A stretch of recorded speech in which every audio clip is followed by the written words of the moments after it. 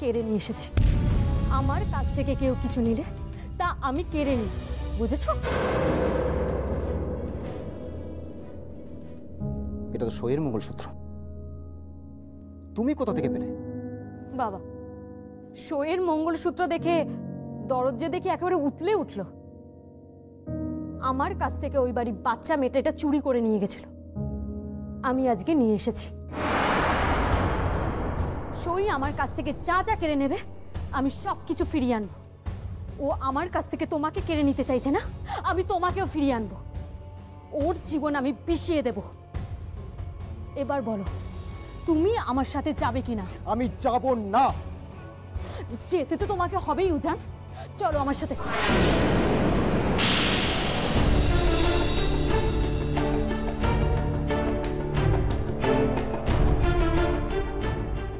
মারছিস কেন? মারছিস কেন নতুন বউকে? মারবো না তো কি, মারবো না তো কি? তুমি জানো ও কি করেছে? কেন? কি করেছে? কি করেছে মানে? মা ও পাগল হয়ে দাও, এটা দেখো মা, এই মঙ্গলসূত্রটা ও ফিরিয়ে এনেছে। মানে এটা চুরি করেছে ওই বাড়ি থেকে। ও চুরি করিনি আমি, এটা আমার অধিকার। আমার বৌভাতে এটা আমাকে ও উপহার দিয়েছিল। কে দিয়েছিল? কে দিয়েছিল? সই তোমাকে এটা দিয়েছিল, তাই তো? সই, সই, এটা সইয়ের মঙ্গলসূত্র, এটা ও তোমাকে দিয়েছিল। তুমি এই মঙ্গলসূত্র ফিরিয়ে আনতে তোমার লজ্জা করলো না? লজ্জা করো না? লজ্জা যদি পাওয়া উচিত সইয়ের পাওয়া উচিত। উপহার দিয়ে জিনিসটা কেড়ে নিয়ে গেল, সেটাকে চুরি করা বলে? ছোট্ট মেয়েটাকে দিয়ে চুরি করানো, বরং বৌমাটা ফিরিয়ে এনেছে, বেশ করেছে। কি আজে বাজে কথা বলছো মা? কিচ্ছু আজে বাজে কথা বলছি না, ঠিক বলছি। শুনে রাখ, সইকে আমি কখনোই এ বাড়ির বউ বলে আমি মেনে নেব না। তুই যেটা করছিস বাড়াবাড়ি করছিস। সইকে ভুলে যা। রিঙ্কু এখন এ বাড়ির বউ, ওর সঙ্গেই তোর বিয়ে হয়েছে। না, ওর সঙ্গে আমার বিয়ে হয়নি। আমি সবার সামনে দাঁড়িয়ে বলবো যে আমাদের মোটেও বিয়ে হয়নি। তাহলে কোর্টে দাঁড়িয়ে আমি সাক্ষী দেবো তুই মিথ্যে কথা বলছিস? রিঙ্কুর সঙ্গে তোর বিয়ে হয়েছে, বিয়ে হয়েছে, বিয়ে হয়েছে। এখন এই মঙ্গলসূত্রটা নিজের হাতে তুই রিঙ্কুকে পরিয়ে দিবি। আমি পড়াবো না। তুই যদি না পড়াস জান, তুই যদি না পড়াস এক্ষুনি আমি গলায় ধরে দেব। পড়া বলছি, তোর মরা বাপের দিব্যি।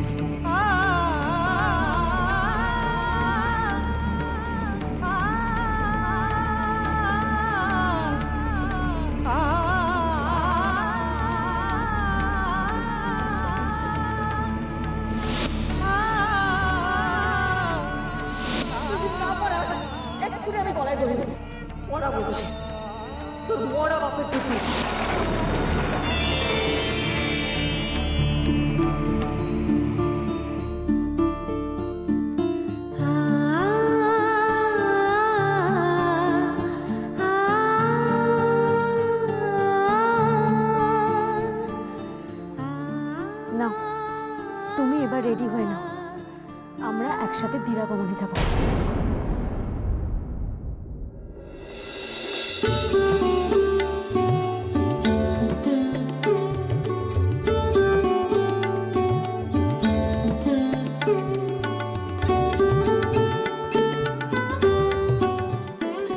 ভগবান, তুমি এই পরিবারকে দেখো, তুমি এই পরিবারকে রক্ষা করো ঠাকুর। এটা আমার পরিবার, আমি এই পরিবারের পুত্রবধূ। এই পরিবারকে রক্ষা করার দায়িত্ব আমার। এই পরিবারের প্রত্যেকটা মানুষ যেন ভালো থাকে, শান্তিতে থাকে, সুস্থ থাকে। তুমি দেখো ভগবান, তোমার কাছে আমার শুধু এইটুকুই প্রার্থনা, তুমি সবাইকে ভালো রেখো, শান্তিতে রেখো, সুস্থ রেখো ঠাকুর। সবাইকে রক্ষা করো, সবাইকে ভালো রেখো।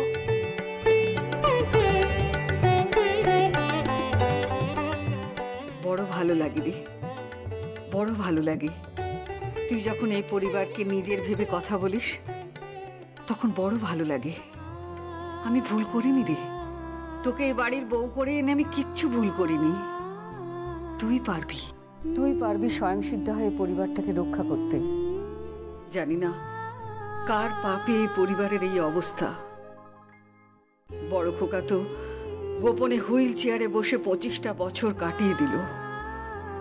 আর একটা ছেলে আমার মারা গেল, আর কে না কে গাড়ির ব্রেকের তার খুলে আমার নাতনিটাকে মারবার চেষ্টা করেছিল।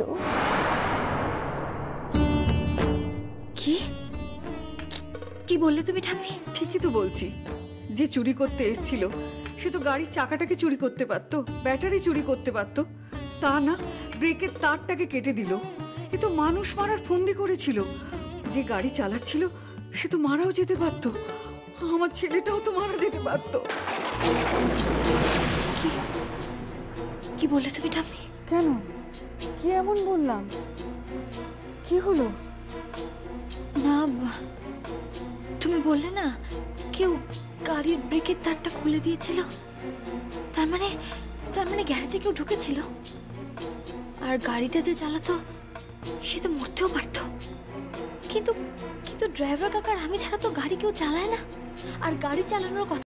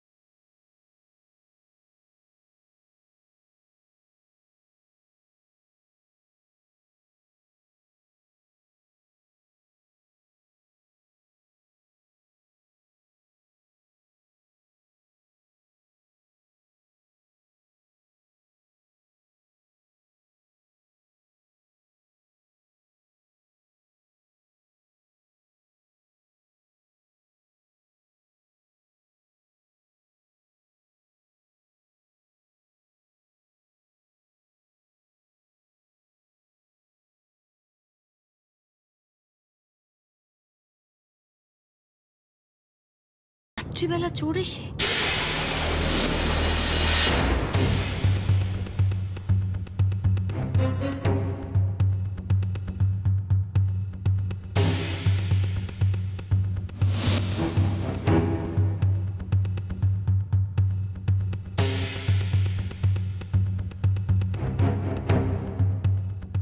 আমাকে কেউ মারতে চেয়েছিল নাকি তোমার নাতিকে?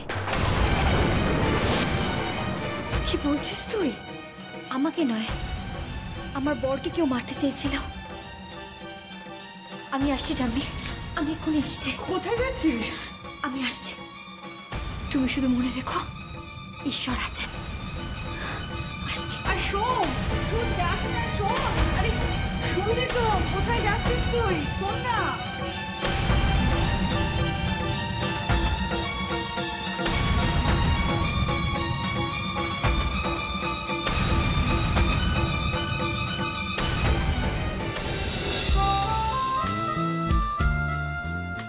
দাদা, আরে এই দাদা, বল। এদিকে দেখ কি বানিয়েছি। কি বানিয়েছি? দেখ তো। এই এটা তো পিঠে রে। আই জাস্ট লাভ পিঠে। ফাটিয়ে দিয়েছিস একেবারে। উফ, এরকম পিঠে কতদিন খাইনি, সে ছোটবেলায় খেতাম। মা চলে যাবে।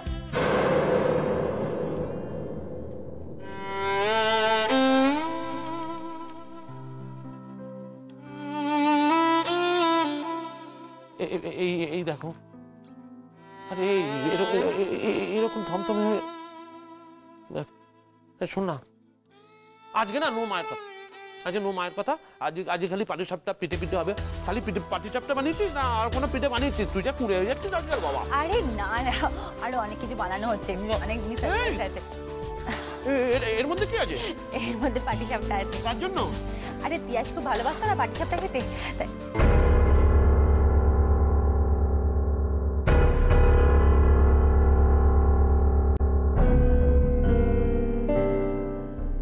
তুই কি রে রাহি? তুই কি এখনো তুই তিয়াসকে নিয়ে পড়ে আছিস? চুপ করে আছিস কেন? উত্তর দে।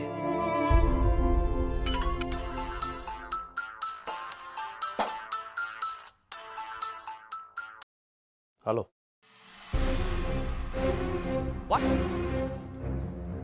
আমি এক্ষুনি আসছি। কি হয়েছে দাদা?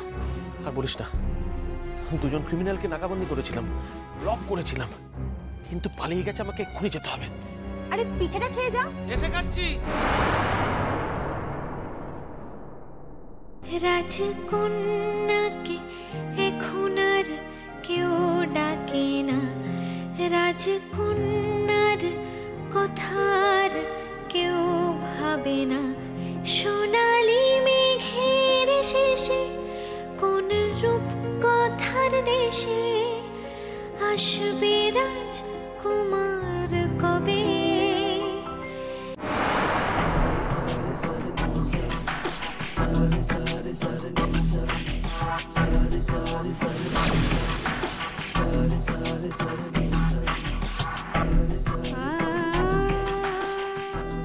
রাত্রিবেলা আপনি যেদিন নিচে নেমেছিলেন, বলেছিলেন সেদিন আপনি মায়ের ঘরে যাচ্ছেন।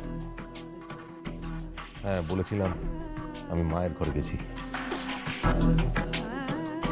আপনি কি সত্যি সেদিন মায়ের ঘরে গিয়েছিলেন নাকি গ্যারেজে গিয়েছিলেন? এসব তুমি কি বলছো বৌমা? আমার মুখের দিকে তাকান, আমার মুখের দিকে তাকিয়ে কথা বলুন। সেদিন আপনি কোথায় গিয়েছিলেন বলুন বাবা, চুপ করে থাকবেন না, বলুন। আপনি তো সেদিন মিথ্যে করে সিঁড়ির কাছে পড়েছিলেন, কিন্তু কিন্তু মায়ের ঘর তো নিচে নয়, মায়ের ঘর তো ওপরে, ওপরে কোনায়। তাহলে আপনি সেদিন নিচে কি করছিলেন? কি হলো বাবা বলুন, আপনি নিচে কেন গিয়েছিলেন? আর আপনি যেদিন নিচে গিয়েছিলেন ঠিক তার পরের দিন সকালে কিন্তু অ্যাক্সিডেন্টটা ঘটলো। আর ওই গাড়িতেই তো আপনার ছেলেকে নিয়ে গাড়ি চালানো শেখানোর কথা ছিল আমার। বাবা, অঙ্ক কিন্তু মিলে যাচ্ছে। বলুন বলুন বাবা, আপনি সেদিন নিচে কি করছিলেন? কাকে মারতে গিয়েছিলেন?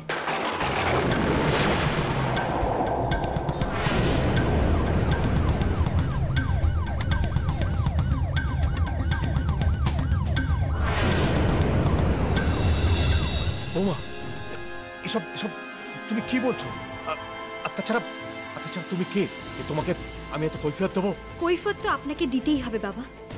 আমি বুঝতে পেরেছি, আপনি সেদিন আমাকেই মারতে চেয়েছিলেন, কারণ কারণ আপনি জানতেন যে আপনার ছেলেকে আমি গাড়ি চালানো শেখাবো।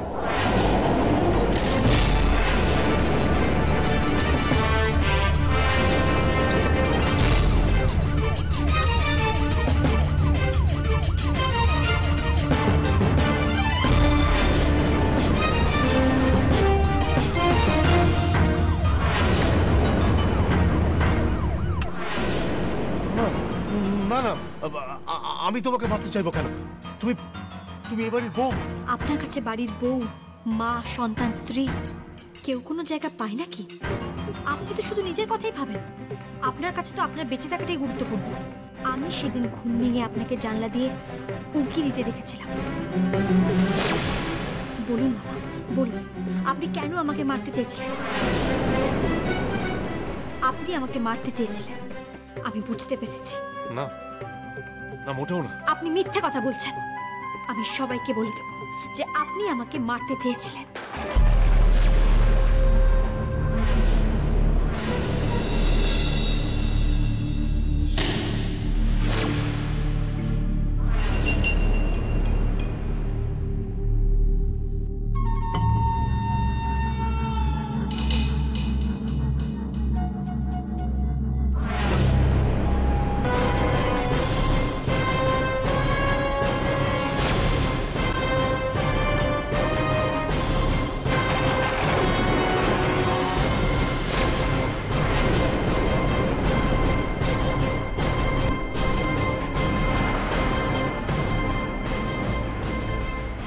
তুই এ কাজ করিস না মা, তুই ভুল করছিস।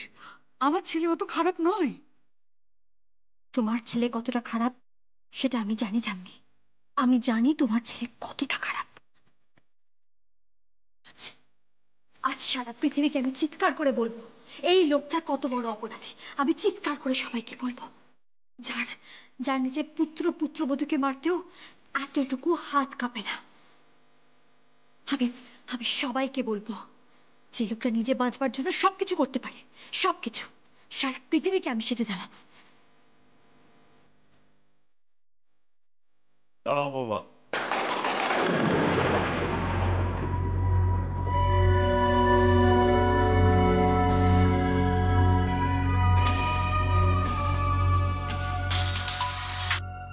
হ্যালো, হ্যালো রাহি, তুই একবার আসতে পারবি?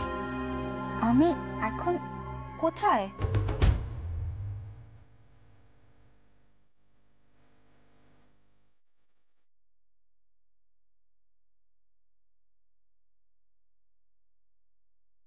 আচ্ছা ঠিক আছে, আমি আসছি।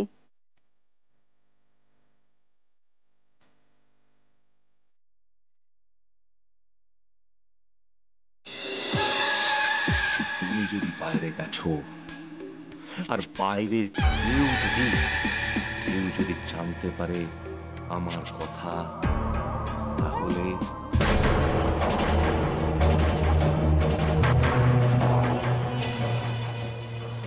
বৌমা, তুমি তো খুব ভালো করেই জানো যে আমি এই হুইল চেয়ারে বসে বসে সারা সংসার, সারা পড়ার স্কুল চালাই। আমি যা বলি সেই মতো তোমার শাশুড়ি মা অঙ্ক করে। তো বিশ্বাস করো বৌমা, আমি বুঝিনি তোমাকে সম্পত্তি দিলে আজ আমাকে এই অবস্থায় পড়তে হবে। আমি বুঝিনি বৌমা, আমি বুঝিনি।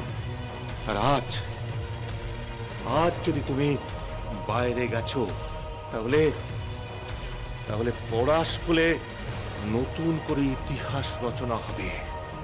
সারা পড়া স্কুল জানবে শ্বশুর মশাই তার পুত্রবধূকে।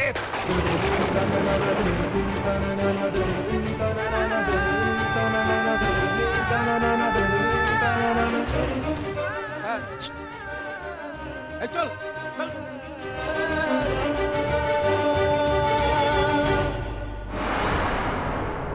কি হয়েছে দাদা? এরকম একটা জায়গায় ডেকেছিস কেন? এরকম একটা জায়গায় কেউ বোনকে ডাকে? তোর মাথা ফাতা খারাপ হয়ে গেছে নাকি? আরে কি? ওই দেখ।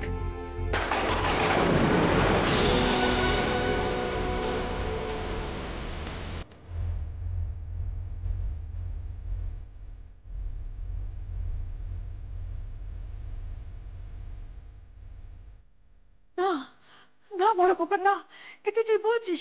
তোর কি মাথা খারাপ হয়ে গেছে? না মা, না, তুমি বুঝতে পারছো না মা। আজ আমি 25 বছর ধরে একা একা এই অন্ধকার ঘরটাতে জীবনের সব আর আনন্দ সব কিছু ছেড়ে এই হুইল চেয়ারটাতে থকতে কাটিয়েছি, শুধু একটু বেঁচে থাকবো বলে মা।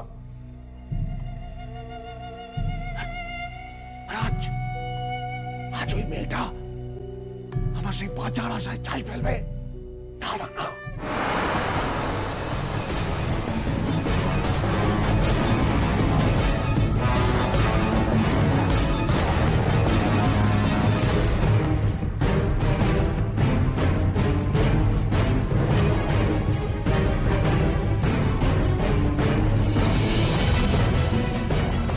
কেমন আছেন আপনি? আমি ভালো আছি। তুমি? আমি দাদার সাথে এখানে। আপনি এখানে? আমি আসি।